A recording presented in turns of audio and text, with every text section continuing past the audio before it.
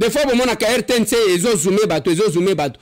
Ils ont zoomé bateau pour nous payer $100. On ne t'a pas élu, monsieur, pour que on a nous vendre dans un fauteuil. Voilà pourquoi, à la serre, nous prêchons, nous enseignons aux gens qui est de pitié. Si vous avez des ambitions politiques, qu'est-ce que vous ferez là-bas? Et ça, comme moi, je la population, et non que la population. On de pitié, c'est un serviteur de ce peuple. Parce qu'il n'est qu'un simple représentant. L'action commune pour la République. Notre cher parti. Voilà pourquoi je vous dis, rejoignez-nous. Rejoignez-nous pour les changements dans ces pays. Batouba Prechaka o Bazali, entrez dans notre parcours.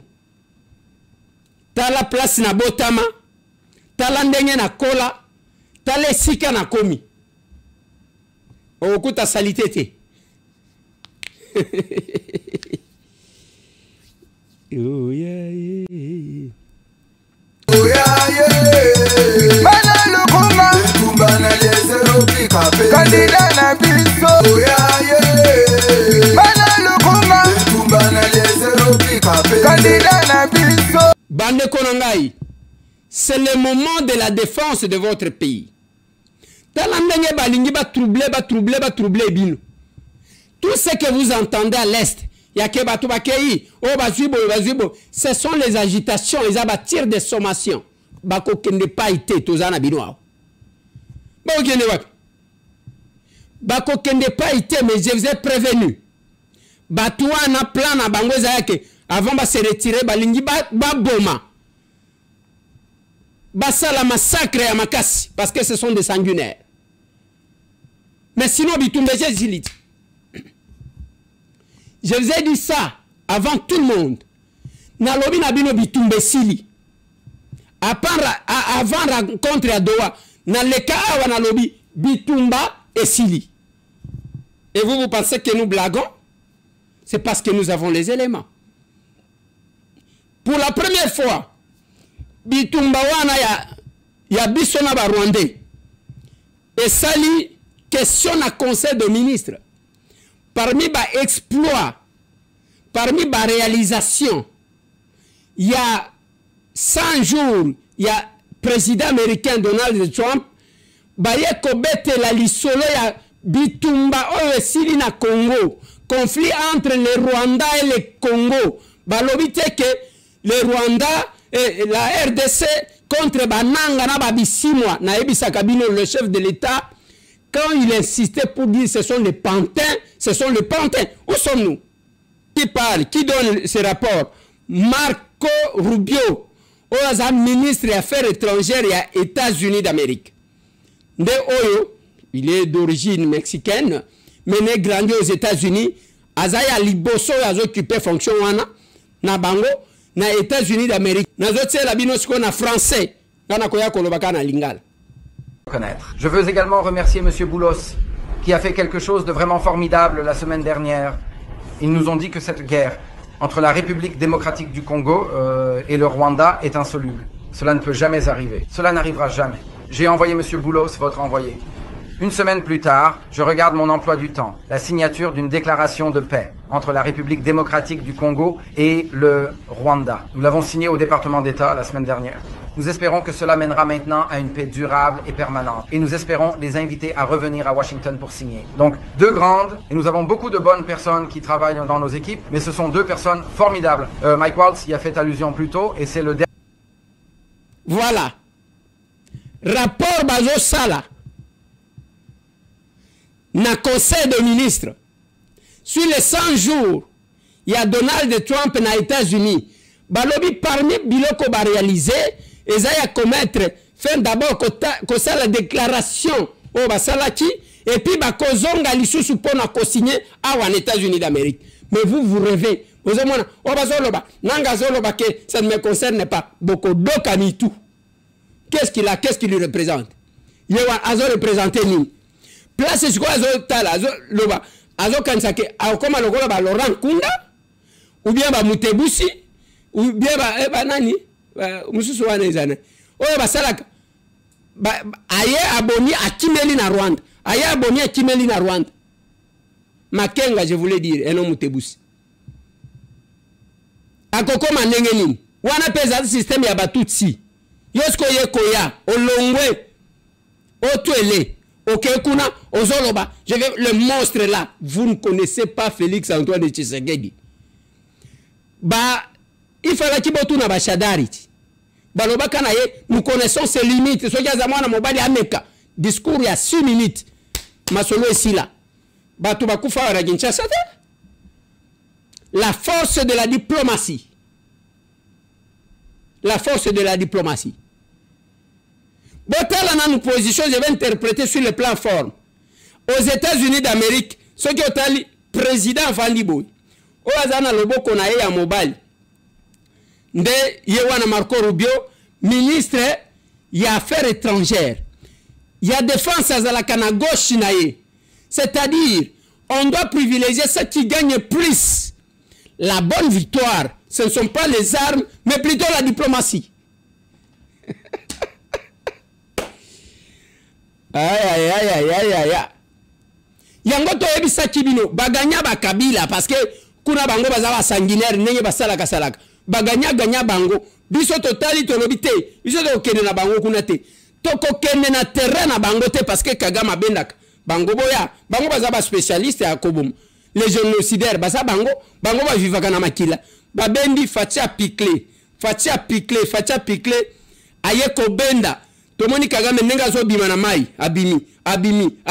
Après, tangwa à se rendre compte que aye na terrain na biso aller en enfer, aller au diable, aller en enfer. Misu ekomi côté la yelo ko le loko mususu. Nous l'avons vaincu. Nous touana les Égyptiens que vous voyez là. Vous ne le verrez plus jamais. C'est ce que j'ai dit. Bravo à la distinguée première dame de la RDC. Et là qu'on a le bâti na ba site. Il faut que vous palper du doigt solo na bande qu'on a bino baza ba victime ya barbarie ya nanga na bisimwa na nani. Baza kuna. Bazo lukaka mboka na bango bazonga. Je dois vous informer que na Burundi la vie coûte moins cher.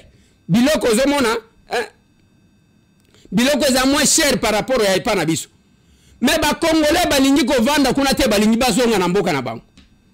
L'amour de leur pays.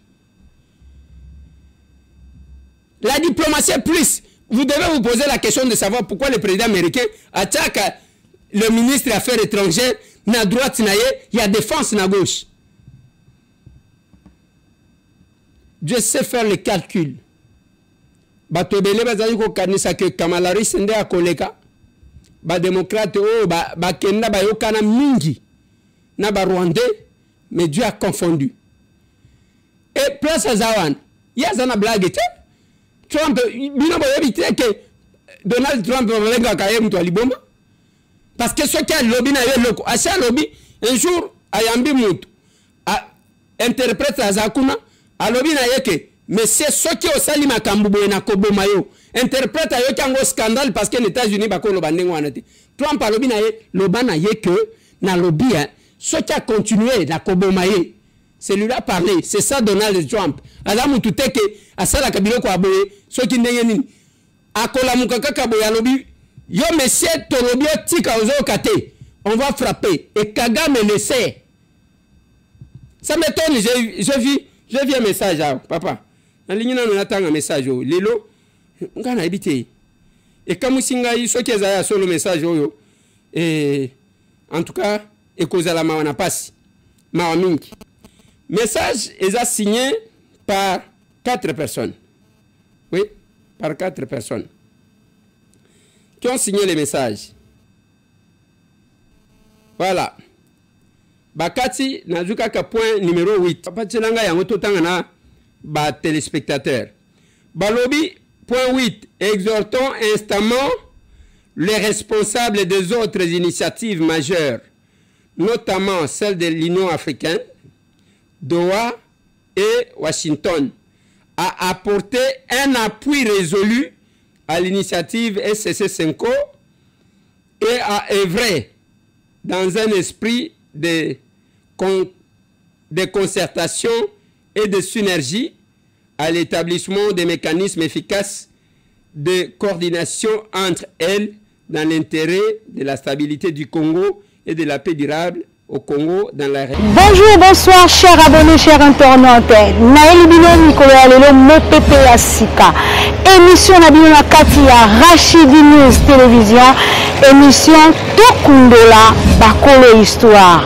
Tokundola Banani, Tokundola Ba politicien, Ba musicien, Ba artiste, Ba comédien et que vous allez présenter pas à Nani et que vous allez présenter pas à Ngai Moko, votre humble servante Rachel Gikonji Malungu, une femme pas comme les autres. Et voilà, abonnez-vous massivement sur votre chaîne de référence Rachidi News Télévision. Vous ne serez jamais dessus. Abonnez-vous.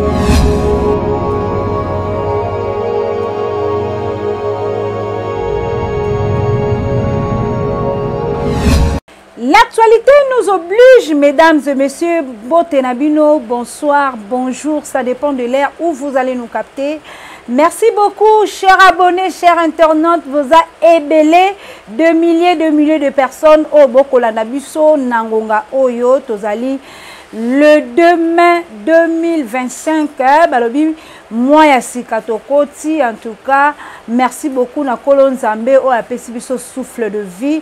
Merci beaucoup na Balandi Nyoso ya Rachidi News Télévision au Bazalaka na confiance, au Bapesabiso confiance, au Bapesabiso fidélité, ya Kolanda Biso Tango Nyoso. Votre humble servante Rachel Gikonji Malungu, la Joconde de la presse congolaise, vous salue partout dans le monde. Boza Wapi, Boza na Angola, Boza na Afrique du Sud, Boza na Allemagne, Boza na Belgique, France, les États-Unis, Kuna na Ngambu ya Est, Bokolanda Biso en tout cas partout, awana RDC, Congo central, Bandundu, Kwilu, donc boza tellement ébélé, oh bozoka vraiment libaku, bozoka ton abino, bopesa kabiso pour na kolanda biso. Merci beaucoup matondo mingi na oyo nyonso bozo sala likolo na biso. Là je dis un grand merci na ba partenaire, je dis le partenaire, hein, j'appelle le partenaire. Vous êtes tellement nombreux, ba oyo nyonso bakozwa penza occasion ya kolanda ngai na ngonga oyo. Partenaires, venez nombreux, chaîne yango, sponsor, venez nombreux. On a besoin de publicité, on a besoin de news, en tout cas, awa et que vous n'allez jamais échapper. Restez toujours branchés. Voilà pour aujourd'hui, je suis seule.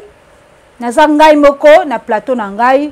Lelo pena to ikolobe la makambo etali mboka toko solo la ma etali mboka ndenge tolobaka kaka même si politique okolanda yango te mais politique ekokipe yo, même si tu t'occupes pas de la politique mais la politique va s'occuper de toi. Bande kolangai boza ebele mes chers compatriotes balobi abonnez-vous massivement sur votre chaîne de référence Rachidi News Télévision. Vous ne serez jamais dessus. Abonnez-vous. Vous s'abonnez, bande kolangai. Vous partagez émission Oyo. Et ça a besoin de partage nabino. Et commentaires, s'il vous plaît, vos commentaires, ça nous fera énormément du bien. Hein? Lorsque vous commentez des émissions, suggestion nabino, vous avez le numéro au bas de vos écrans. Yango ko salake bo benga bo pesa ba suggestion bo pesa ba remarque. En tout cas je serai là à l'écoute pour vous écouter bien sûr. Denga na uti ko yebisa bino na ebandeli awa toko solo la nazalinga imoko. Je vais faire analyse na kosala analyse na mokolo ya lelo to solo na bino na mesana ko solo na bino ba téléspectateurs na mesana ko solo na bino na makambo etali mboka na mesana ko solo na bino na maye o ekoleka na kati ya mboka na biso la République démocratique du Congo, hein, d'information o bozala kalango besoin oyo Rachidi News et Memela Kabino, les informations sûres et fiables bien sûr na kati ya mboka na biso. Aujourd'hui, nous allons parler de la situation sécuritaire de notre pays. Binonyo soboyebi. Tokomi wapi na situation sécuritaire ya mboka na biso toko solo la yango na mokolo ya lelo. Toko solo la lisusu na oyo etali fond commun. Oyo tozoyoka déjà basali Senko plus ECC. Senko plus ECC. Et le binini font combien wana toko solano lelo ezali banani na banani oh basali font combien wana pour combattre qui? Parce que le seul ennemi autozana est à la République démocratique du Congo, c'est le Rwanda. Mais ceux qui, soi-disant le peuple congolais, soi-disant le politicien congolais, bah comme ça la mort font pour combattre encore le pays ou bien pour combattre encore le Congo, là nous avons aperçu une lettre oyo na la lettre wana qui signée na 4 personnes et ces gens-là sont des politiciens, des grands acteurs de notre pays. Nous pouvons citer M. Fayoulou Madidi, M. Moïse Katumbi, Monsieur Denis Sessanga et enfin Monsieur Kabila, Joseph Kabila Kabange. 4 personnes oyo basali font commun to ebité ba ko combattre nde nani. Mais na kati ya lettre na to komona balobi ete bangonde bazana besoin ba kotisa pe na kati ya République démocratique du Congo. Et alors, Yami Sato comme 3 points na biso du jour. Tokobeta ma solo ya États-Unis na kati ya RDC. Bande konangai ndenge na uta koyebisa bino toko solo la situation sécuritaire de notre pays. Où sommes-nous? Na biete boza ebele o bolingo yoka. Lolenge nini makambo ekoleka na République démocratique du Congo. Là où vous êtes, restez branchés, suivez cette émission et alors partagez aussi. Commentez s'il vous plaît, abonnez-vous aussi. Hein? Bon s'abonner, bon mettre abonnement et belé et rosala malam ming. Bon cannabis et commettre ba choc na kokolo ba choc et belé. Kuna na est ya mboka, tu ebi bien ba massacre zalaki, tu ebi bien ba to ba kufaki, tu ebi bien le M23 bazala qui wana pona ko agresser. Tu ebi bien le monsieur là o amutu mukie wana ya nzoto mikie lokola singa monsieur Kagame yuka kombo Kagame kombo moko boye ezomona ta ezolaksata bola mute Kagame aluki a massacré mboka Congo aluki a botola asa lokola partie est wana ezayaye. Mais Dieu est grand, Dieu est grand. Nangonga oyo tozo solola la bino bande kolanga mes chers compatriotes, ndenge na kobenga bino mikolo oyo. Kimia ekokota na mboka Congo. Kimia ezokota na ngambo ya este. Eko ezokota te mais déjà ekoti. Il y avait des réfugiés au Bakimaki Nangambo à Burundi. Nangonga o tozolo baboye ba réfugiés wana ba kozonga ka déjà bazala bezo bazonga na mboka na bango la RDC. Mais dis donc la Burundi il y a à boire et à manger et puis vie sociale kuna pesa ka kitoko. Pourquoi pas batola batikali kuna? Pourquoi pas le peuple de nos peuples sont restés là-bas? Parce que je me dis toujours motote a kozala malamu ke pai na emoko mututa kozala parfait ke pai na emoko chez toi chez toi et pai na yonde kimia ekozala soko ko vivre na mboka bapaya ata mokolo moko bakosala oka contre. Et voilà maintenant, il y a de nos peuples, et ça la bande kolabiso bakimaki kona ngamba Burundi, bako zonga ka déjà, bako tela bango nzela po bazonga. Pour vous dire que l'est du pays ezalaki kaka mboka oyo te oyo ekotikala kaka mpona kolela oyo ekotikala kaka mpona baviole oyo ekotikala kaka mpona bato bakufaka. Non, la paix se rétablit. La paix va se rétablir, peu importe le temps où est salami. Nous étions toujours à commun accord na ba peuple na biso kuna na ngambo ya este ya mboka. Kimia e kokota, kimia deje koti na ngambo wana e moto oya kosamaki kolanda ngambo ba Rwandais. Moto oya kosamaki ko s'appuyer comme l'AFC. Oya nanga. Lelo nanga akolela. Lelo nanga akoloba na kozonga la mboka langa lolenge nini. Mutako sabiso te. Ke kuna nanga akoleka kaka kozwaka la mboka mususu. Tozela ki na Kinshasa ayeto ayete. Voilà. Diplomatie ya mwana mboka Félix Antoine Tshisekedi ngana lobaka diplomatie moko na ebite na koloba kote na nini. Mwana mboka Félix Antoine Tshisekedi notre président azana diplomatie moko très sage. Très sage alors. Tango bato mosu ba koloba ke azawana pona ko kendaka ba voyage. Azawana pona ko kendaka ba mboka bato mosusu. Na lolenge ya azokende ne ba mboka bato mosusu wana bandeko na ngai. Bokanisa ki awande ko kende osala nini? Lelo oyo soki kimia kokota na ngambo ya este, c'est parce que ces messieurs-là, c'est parce que le président de la République était allé négocier. Ce n'est pas seulement négocier pour que ba robunde la biso. Azo kende pour la négocier pour mboka la biso, la paix est à la durable. Tobandi bitumba na lelote plus de 30 ans, des décennies. Mesdames et messieurs, Tobandi bitumba wana lelote. Mais lelo soki déjà la paix est comme kokota na kati ya mboka Congo, il faut d'abord féliciter le président de la République, M. Félix Antoine Tshisekedi Tshilombo. Pourquoi pas le féliciter?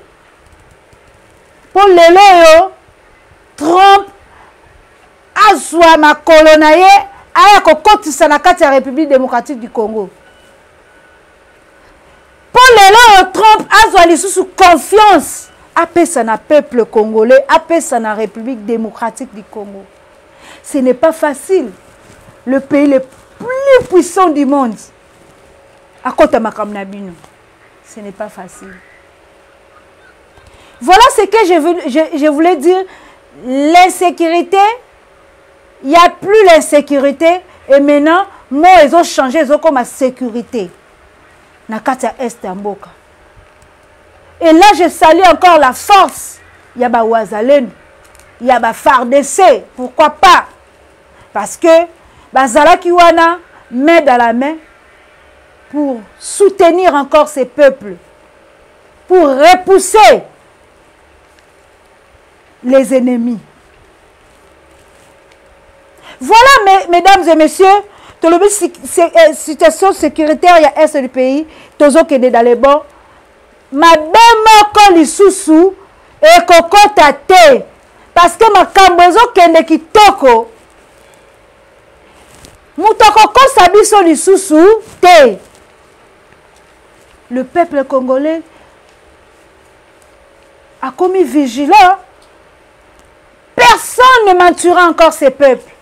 Parce que bakosi biso pe mingi. Bande kolangai nangambu ya Est déjà tolobi eza kitoko. Toko solo la bino na ma etali ba 4 personnes oh lelo ba koloba ke ba koya ko chap kimia na kati ya mboka. Mais ba ko se rassembler na ba rebelle. Mais moi je m'étonne aujourd'hui de voir M. Fayoulou entre ces 4 gens. Papa Fayoulou que je respecte beaucoup.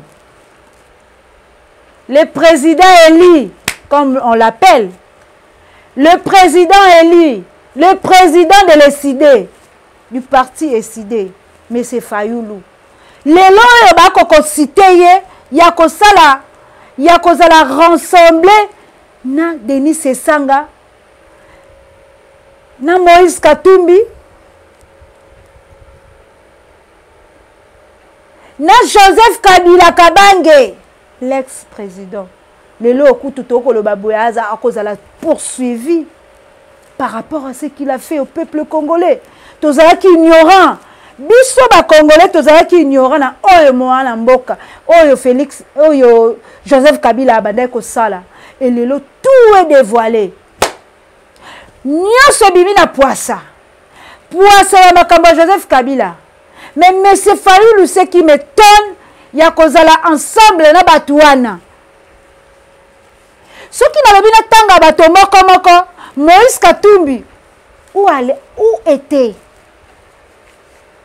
azalaki wapi au moment du Joseph Kabila Kabange. Pendant que Joseph Kabila Kabange lukaki lolenge nini abomaye, Moïse Katumbi était où? Aux exils. Tango Joseph Kabila a acquis atiki pouvoir. Et à ce moment-là, Félix, toi tu sais que dialobi non. Na ba exilé nyonso. Boya, bozonga, to sa nini?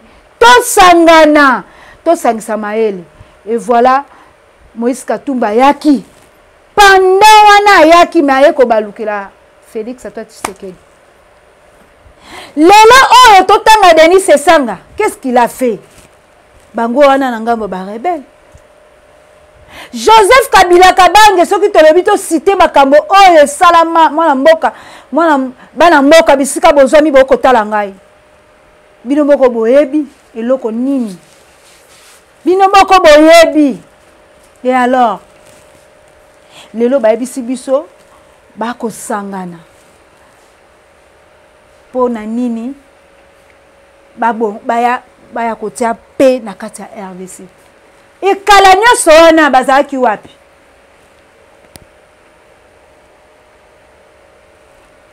Kalanya soana bazaki wapi? Ça c'est semer de troubles. Pourquoi balingi ba semer trouble la kati ya mboka Congo? Pourquoi? Faut commun bango basali wana, faut commun il y a S5 et SCC. Ça veut dire quoi?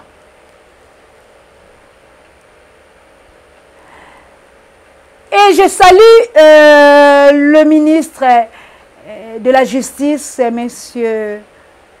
Moutamba. Oh lelo allo ake ko saisir Sénat. Ya koloba ete faut que poursuivre Joseph Kabila Kabange en tant que sénateur en vie. Un niveau de justice. Un niveau de justice que poursuivre Joseph Kabila Kabange. Lolenge bana mboka ba souffrir 18 ans. Bonjour, bonsoir, chers abonnés, chers internautes. Naël Bino Nicolas Alelo Mopepe Asika. Émission Nabino Katia Rachidi News Télévision. Émission Tokundola Bakolo Histoire. Tokundola Banani, Tokundola Ba politicien, ba musicien, ba artiste, ba comédien et que vous allez présenter pas à Nani et que vous allez présenter pas à Ngai Moko, votre humble servante Rachel Gikonji Malungu, une femme pas comme les autres. Et voilà, abonnez-vous massivement sur votre chaîne de référence Rachidi News Télévision, vous ne serez jamais dessus. Abonnez-vous.